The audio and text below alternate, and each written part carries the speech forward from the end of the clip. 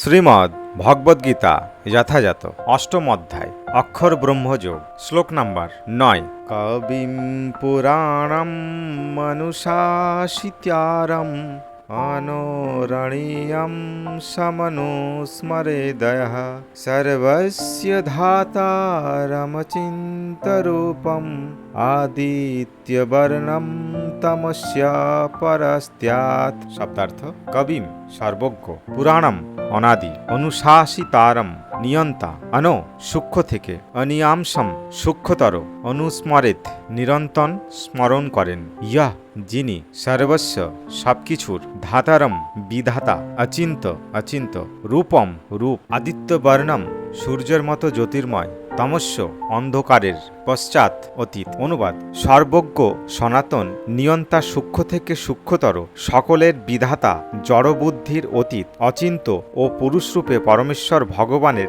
ধ্যান করা উচিত। তিনি সূর্যের মতো জ্যোতির্ময় এবং এই জড় প্রকৃতির অতীত। তাৎপর্য: কিভাবে ভগবানের কথা চিন্তা করতে হয় সেই কথা এই শ্লোকে বর্ণনা করা হয়েছে। এখানে প্রথম কথা হচ্ছে যে তিনি নির্বিশেষ বা শূন্য নন। নির্বিশেষ অথবা শূন্যের ধ্যান করা যায় না, সেটি অত্যন্ত কঠিন। ভগবান শ্রীকৃষ্ণকে চিন্তা করার পন্থা খুবই সহজ এবং এখানে বাস্তবসম্মতভাবেই তা বর্ণনা করা হয়েছে। সর্বপ্রথমে জানতে হবে যে ভগবান হচ্ছেন পুরুষ বা একজন ব্যক্তি। আমরা পুরুষরাম ও পুরুষ কৃষ্ণের চিন্তা করি, তাকে শ্রীরাম অথবা শ্রীকৃষ্ণ যেভাবে চিন্তা করি তার রূপ কেমন? ভগবদ্গীতার এই শ্লোকটিতে তারই বর্ণনা করা হয়েছে। এখানে ভগবানকে কবি বলা হয়েছে, তার মানে তিনি অতীত, বর্তমান ও ভবিষ্যতের সবকিছুই জানেন। তিনি হচ্ছেন আদি পুরুষ, কারণ তিনি হচ্ছেন সবকিছুর উৎস, সবকিছুই তার থেকে উদ্ভূত হয়েছে। তিনি সমস্ত জগতের পরম নিয়ন্তা, পালনকর্তা এবং সমগ্র মানব সমাজের উপদেষ্টা। তিনি সূক্ষ্ম থেকে সূক্ষ্মতর। জীবাত্মার আয়তন হচ্ছে কেশের অগ্রভাগের 10,000 ভাগের 1 ভাগ, কিন্তু ভগবান এমনই সূক্ষ্ম যে তিনি সেই জীবাত্মারও অন্তরে প্রবেশ করেন, তাই তাকে সূক্ষ্মতম থেকেও সূক্ষ্মতর বলা হয়। পরমেশ্বর ভগবান রূপে তিনি পরমাণুর মধ্যে প্রবেশ করেন, অনুসদৃশ্য জীবের অন্তরে প্রবেশ করেন এবং পরমাত্মা রূপে তাদের পরিচালিত করেন।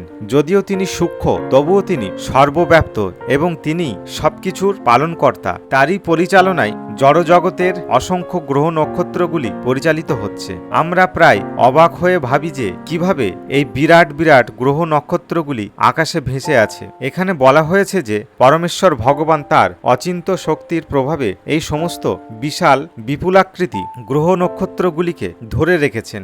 এই প্রসঙ্গে অচিন্ত শব্দটি বিশেষ তাৎপর্যপূর্ণ। ভগবানের শক্তি আমাদের কল্পনার এবং চিন্তারও অতীত, তাই তা অচিন্ত।